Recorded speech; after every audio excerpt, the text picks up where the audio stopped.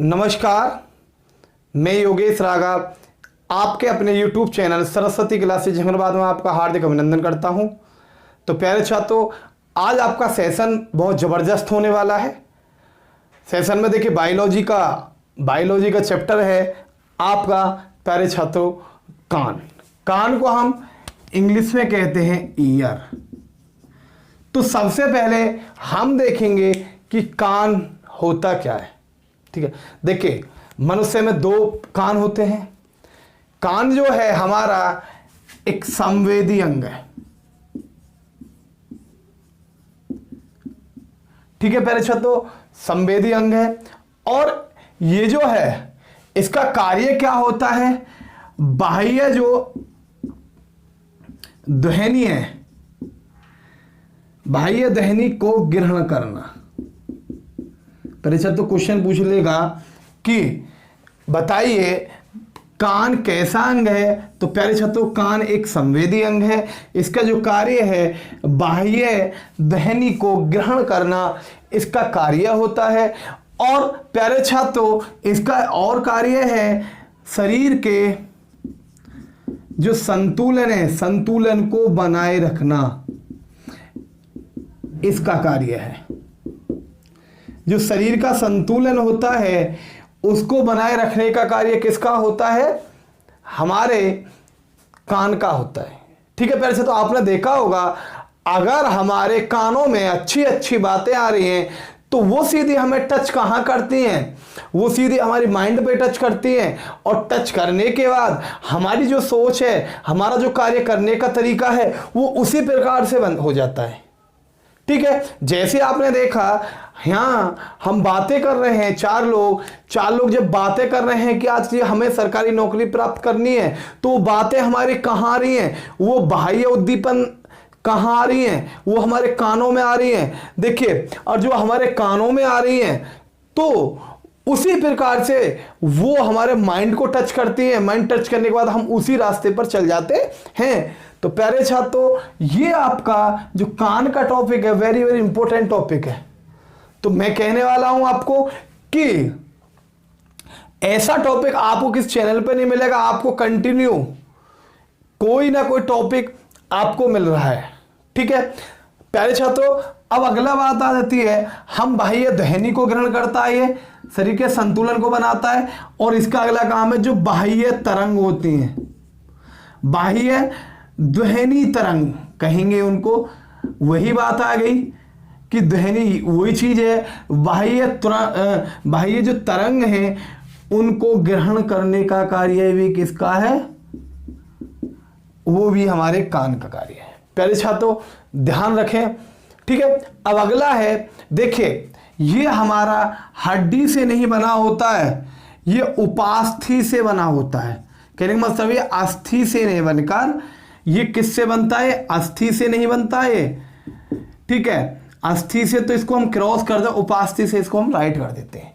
क्यों, ये हमारा उपास्थि से इसलिए बना होता है प्यारे छात्रों, आपने देखा होगा हम कान को मोड़ सकते हैं, हड्डी नहीं मुड़ती है। ठीक है, हड्डी जब मुड़ती है जहां उसका जोड़ होता है वहां मुड़ती है, इसीलिए ये कान जो हमारा उपास्थि से बना होता है। ठीक है प्यारे छात्रों, ये इसका वो हो गया। और हमारा जो कान होते हैं वो लचकदार होते हैं, इसलिए उपास्थि से बने होते हैं। ठीक है प्यारे छात्रों, अब देखिए कान जो हमारे हैं वो तीन प्रकार के होते हैं। ठीक है, नंबर एक,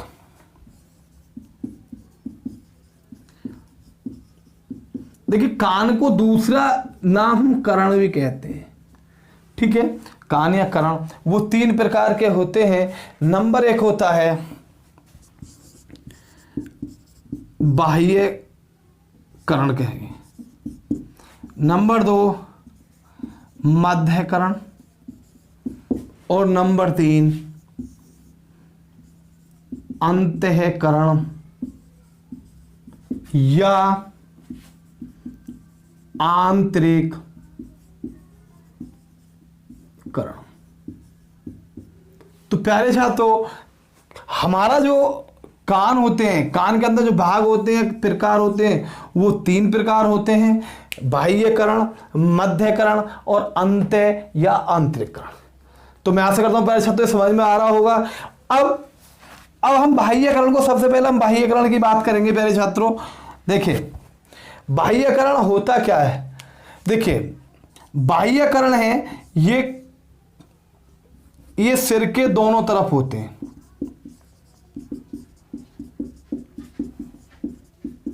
ये हमारे देखिए जो कान है ये सिर के दोनों तरफ है, तो ये हमारे क्या होते हैं, ये हमारे बाह्यकरण होते हैं। ये बाह्यकरण ये भी दो प्रकार के होते हैं। एक तो होता है कर्ण गुहर और एक होता है कर्णपाली। ठीक है, तो सबसे पहले हम कर्णपाली का करेंगे और नंबर 2 हो जाता है हमारा कर्ण कुहर। ठीक है, दो प्रकार होता है। कर्ण कुहर होता क्या है, देखिए कर्ण कुहर हमारे ये होते हैं जो बाहरी है, और जब हम जाते हैं तो कर्ण कुहर में हमारी कर्ण कुहर ने कर्ण गुहर, इसमें रूमिनस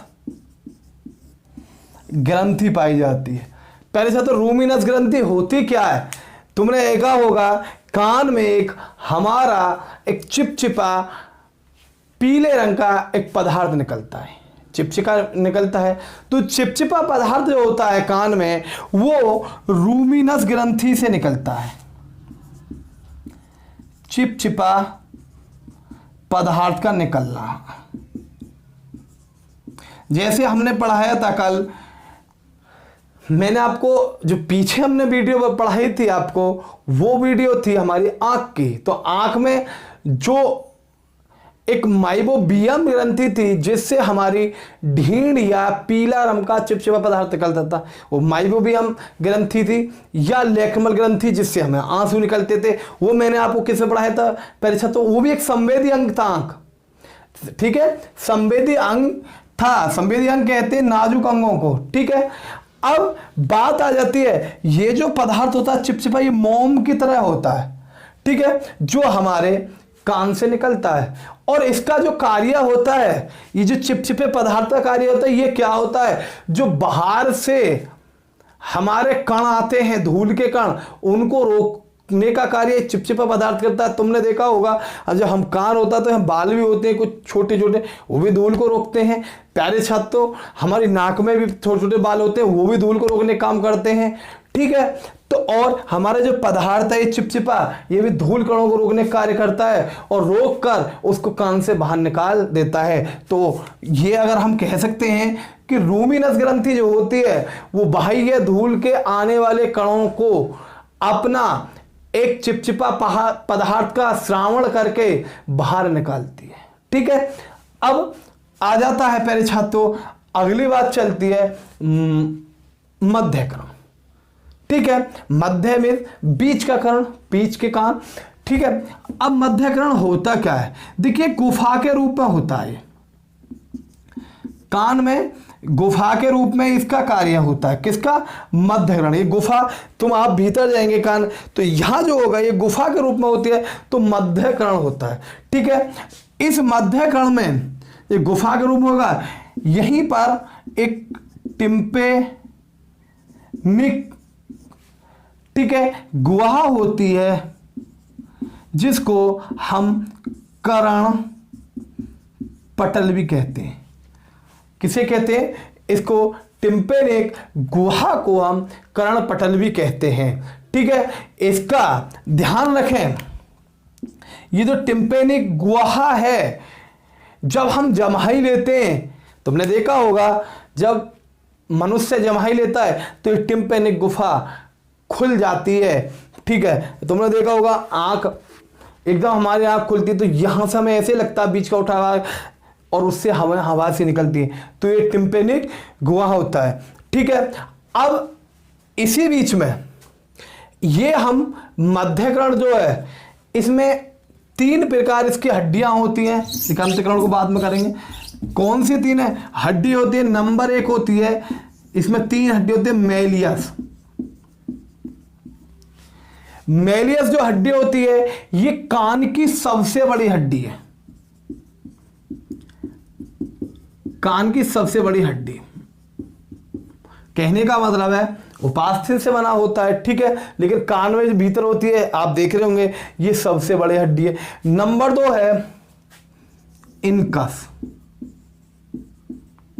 ये जो इनकस हड्डी है, ये बाह्यकरण वह अंतःकरण, 2 हड्डियों को जोड़ने का कार्य करती है, ठीक है। इनकस मतलब इनमें अंदर, ठीक है, बाह्य व मध्य अंतः कर्ण की हड्डी जोड़ने का कार्य करती है, ठीक है। पहले से तो ये भी पता हो गया आपको। अब नंबर 3 आ जाती है स्टेपिस। ये स्टेपिस सबसे छोटी हड्डी है कान की। और ध्यान रखो, पहले से तो कान की ही नहीं, यह हड्डी हमारे पूरे शरीर की भी सबसे छोटी हड्डी होती है। इसका नाम है पहले से तो स्टेपिस। और ध्यान रखें, हमें नंबर इसी के है स्टेपियस, एक होती है स्टेपियस, इसी में होती है वो सबसे छोटी, क्या होती है हमारी, वो सबसे छोटी पेशी है, शरीर की सबसे छोटी पेशी स्टेपियस। तो पहले तो समझ में आ गया होगा आपके में, मध्यकर्ण में 3 हड्डियां होती हैं। नंबर 1 मैलियस जो कान की सबसे बड़ी हड्डी है, नंबर 2 इनकस जो बाह्यकर्ण और मध्यकर्ण की हड्डी को जोड़ने का कार्य करती है, नंबर 3 स्टेपिस जो शरीर की सबसे छोटी हड्डी होती है, जो शरीर की सबसे छोटी है तो कान की तो सबसे छोटी होगी। अब इसी से एक बार इसी में होती है स्टेपियस जो शरीर की सबसे छोटी पेशी होती है। तो पहले छात्र तो आपको समझ में आ गया होगा। अब चलते हैं हम अंतःकरण। देखिए अंतःकरण, अंतःकरण का दूसरा नाम है या आंतरिक करण। तो प्यारे छात्रों आपको देखिए अंतःकरण जो होता है यह हमारे सबसे भीतरी भाग होता है। यह होता क्या है, यह अर्धपारगय झिल्ली से बना होता है।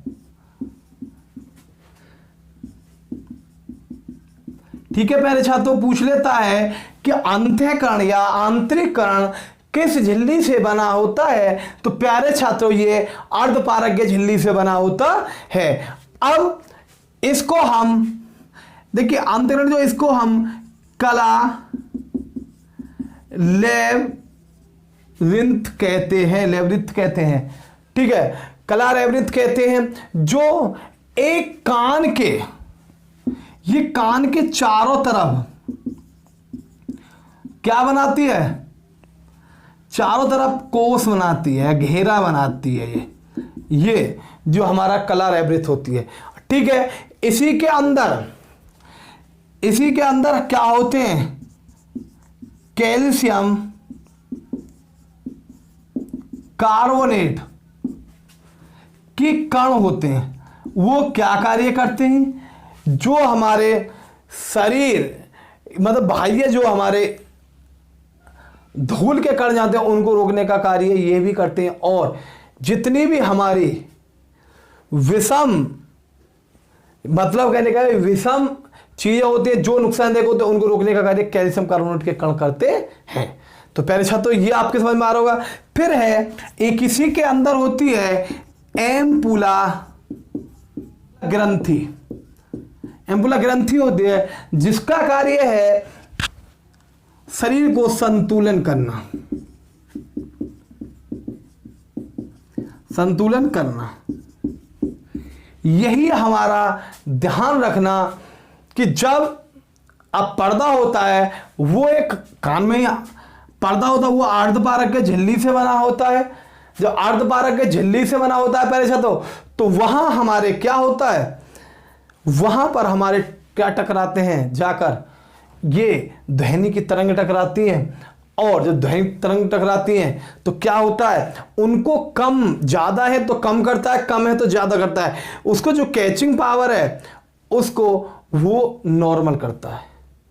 ठीक है प्यारे छात्रों, अब आ जाती है बात, एक होता है कान का कॉकलिया, सुना होगा या आपने पहली बार सुना होगा, ये कान के अंदर होता है। ठीक है, और एक कॉकलिया जो होता है इसमें 3 लाख कोशिका होती हैं। तुमने देखा होगा भीतर आंख, कॉकलिया का मतलब है ये गहंगा रूपी होता है, ये हमारे कान के अंदर होते हैं, इसमें 3 लाख कोशिका होती हैं। जब मनुष्य बूढ़ा होता है तो ये जो कोशिका हैं ये धीरे धीरे कमजोर होने लगती हैं, और कहते हैं ना कि बूढ़े व्यक्ति को हमारे दादा, परदादा, दादी कि क्या होती हैं, ये कोशिका कमजोर हो जाती हैं और उनको कान से सुनने कम हो जाता है, मतलब सुनाई कम देने लगती है। ठीक है प्यारे छात्रों, ये चीज भी आपके समझ में आ गई होगी। प्यारे छात्रों, ये वीडियो आपकी समझ में आई हो तो आप हमारी वीडियो को ज्यादा से ज्यादा शेयर करें, लाइक करें, हमारे चैनल को सब्सक्राइब करते रहें। ठीक है प्यारे छात्रों, आज का सेशन जबरदस्त है, आपके एग्जाम पर्पज से मैं आपको नई नई वीडियो लाता रहूंगा। और आप प्यारे छात्रों, हमें अगली वीडियो आपको कौन सी चाहिए बायोलॉजी में, हमें कमेंट करके जरूर बताएं। थैंक यू, आपसे मिलते हैं अगली वीडियो में।